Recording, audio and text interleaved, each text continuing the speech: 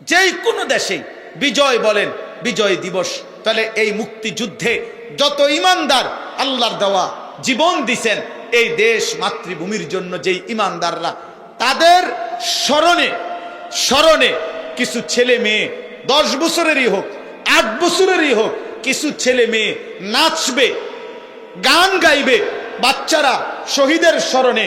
আপনার এইটা খোদার কসম, এটা ইনসাফ, বিবেক, বিবেকের এক ন্যূনতম কোনো কাজ, কোনো মনুষ্য কাজ এটা হইতে পারে না, অসম্ভব। লাশের স্মরণে মানুষ নাচে না, মৃত ব্যক্তির স্মরণে নাচে না মানুষ। মৃত ব্যক্তির স্মরণে গান হইতে পারে না, মৃত ব্যক্তির স্মরণে নাচ হইতে পারে না। মৃত ব্যক্তির স্মরণে দোয়া হইতে পারে, মৃত ব্যক্তির স্মরণে সিজদা হইতে পারে, মৃত ব্যক্তির স্মরণে আল্লাহর কাছে তার জন্য জান্নাতের উচ্চ মাকাম আশা করা যাইতে পারে, এটা চাওয়া যাইতে পারে। কিন্তু আমার বাবা মনে করেন মৃত্যুবরণ করছে, আপনারা আমার বাবারে ভালোবাসা নাচের আয়োজন করছেন, এটা বুঝি কথা হইল?